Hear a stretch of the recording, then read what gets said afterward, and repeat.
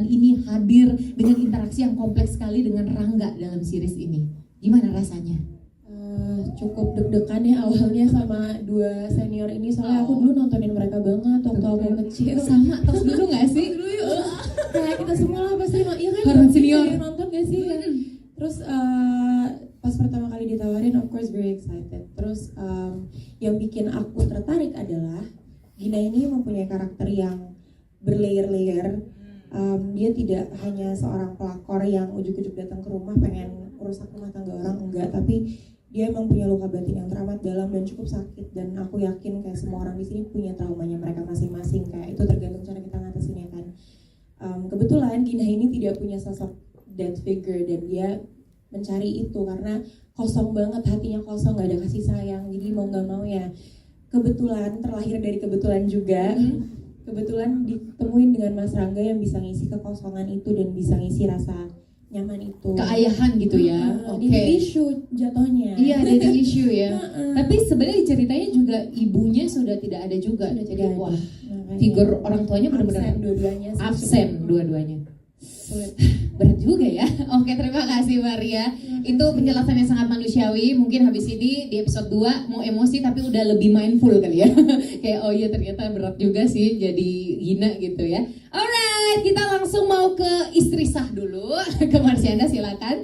Sebagai pemeran Syafa di sini Kak Marsyanda memerankan sosok yang tidak hanya menghadapi tekanan itu sebagai bagian dari sandwich generation, tapi juga dari stigma negatif sosial ya kan, karena orang-orang mungkin menuntut harus punya anak, dan ini penantian udah cukup lama ya, 10 tahun? Ya. Yes, 10 tahun penantian itu kan lama banget ya kan, dan udah tahu dong cibiran-cibiran dari mertua itu seperti apa. Nah, bagaimana hal ini sebenarnya mencerminkan perjuangan banyak perempuan di Indonesia dari kacamata Kak Marsyanda, silakan.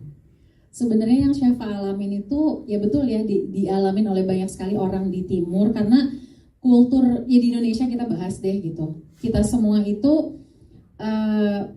seakan-akan punya nilai bahwa kita hidup untuk menyenangkan orang lain di sekitar kita, menyenangkan masyarakat di sekitar kita. Kita nggak boleh menentang nilai-nilai yang dipegang sama lingkungan sekitar kita, entah keluarga, entah dari mertua, entah dari suami kita, pasangan sendiri, ataupun dari sekolah, kuliah, tempat kerja, apapun itu yang sifatnya tuh ya udah kita hidup untuk orang lain. Jadinya Syafa tuh kayak over baik karena tidak pengen berbuat salah dan selalu pengen menyenangkan orang lain sampai over limit gitu.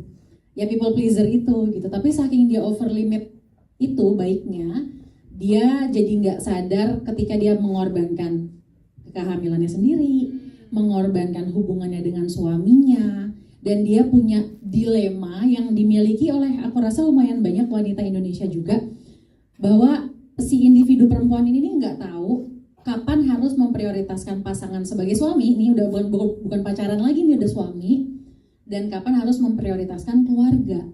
Karena bagi dia itu keluarga penting juga, tapi kan ini udah berumah tangga nih, ada saatnya kita harus ya udah kita berdua aja. Nah, Syafa tidak memahami itu, tapi dia merasa pokoknya aku punya keinginan mau jadi istri yang baik, kayak dialog tadi kan, anak yang baik, menantu yang baik. Tapi kok kalau over jadi bumerang buat dirinya sendiri gitu malah. Berarti itu dari peran Syafa kita bisa belajar tentang prioritas juga ya? Bahwa kita nggak bisa menanggung segala sesuatu, kita kan hanya manusia biasa, bukan superhero. Bukan superhero, benar. Kasih tepuk tangan dulu dong, keren ya. Ini tepuk tangan untuk menyemangati diri sendiri yang kadang-kadang terlalu baik sampai lupa memikirkan diri sendiri. Oke, kita langsung geser ke sang suami ya.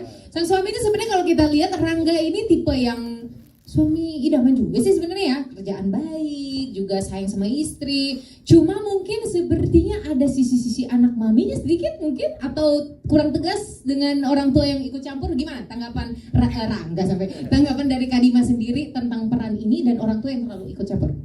Ya, aku setuju. Sebenarnya bukannya dia gimana ya?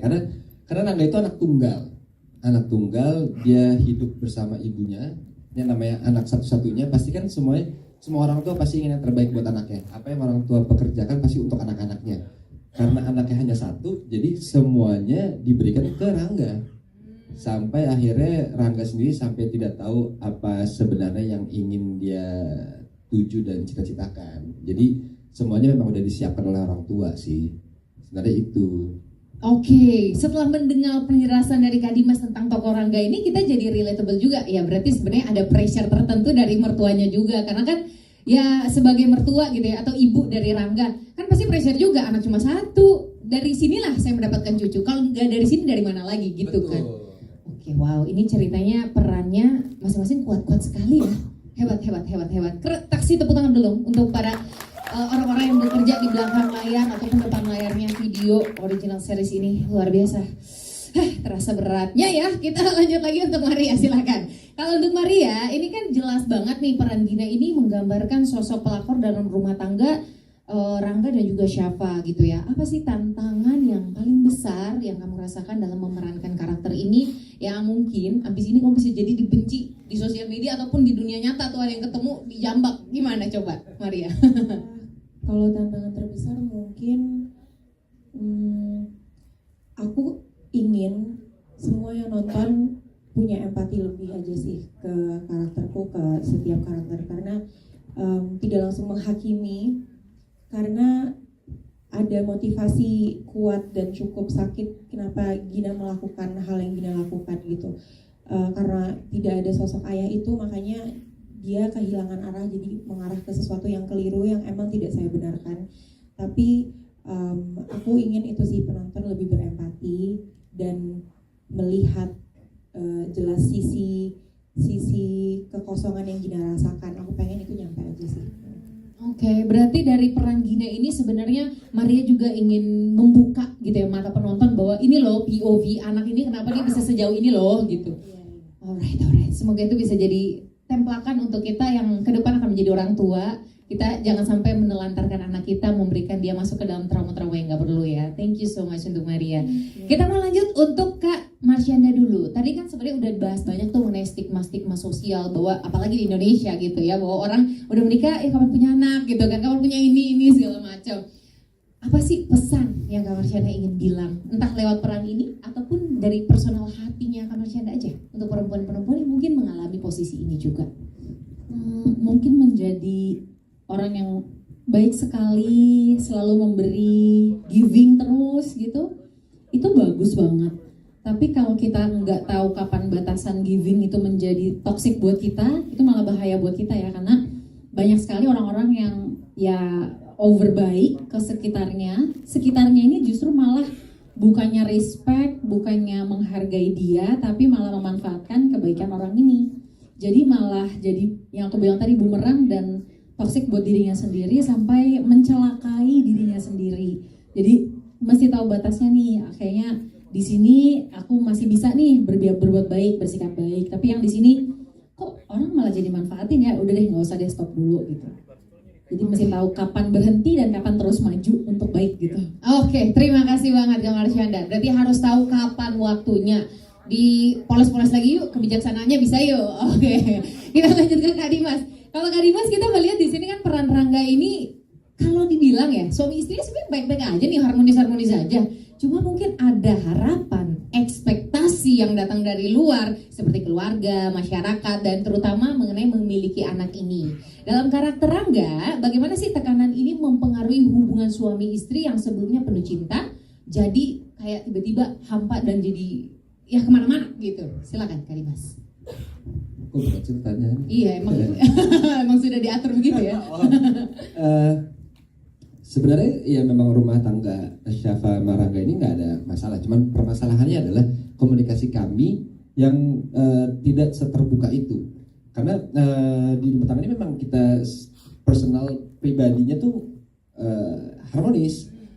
Cuman karena Syafa membawa problem dari keluarganya yang tidak terbuka kepada Rangga, dan Rangga sendiri pun juga punya problem komunikasi dengan ibunya yang tidak terbuka juga ke Syafa mungkin. Jadi itu membuat rumah tangga kita menjadi seperti hampa. Jadi ya kayak apa sih namanya, hambar, kekosongan batin gitu ya. Terus banyak segi karena Rangga ini juga orang yang lempeng, dia sama Syafa juga lempeng. Begitu datang orang baru yang memberikan sesuatu yang berbeda, itu menjadi sebuah warna baru buat Rangga. seperti yang tadinya monokrom dikasih warna merah sedikit menjadi sesuatu yang berbeda kan. Jadi itu ya rumah tangga kami. Iya, betul. Atau ada juga orang-orang yang kadang-kadang bilang mengenai apa pubertas kedua ya terjadi pada pria. Nggak tahu. Ya udah. Belum ya. Oh, masih muda, baik. Kasih tepuk tangan dong buat semuanya.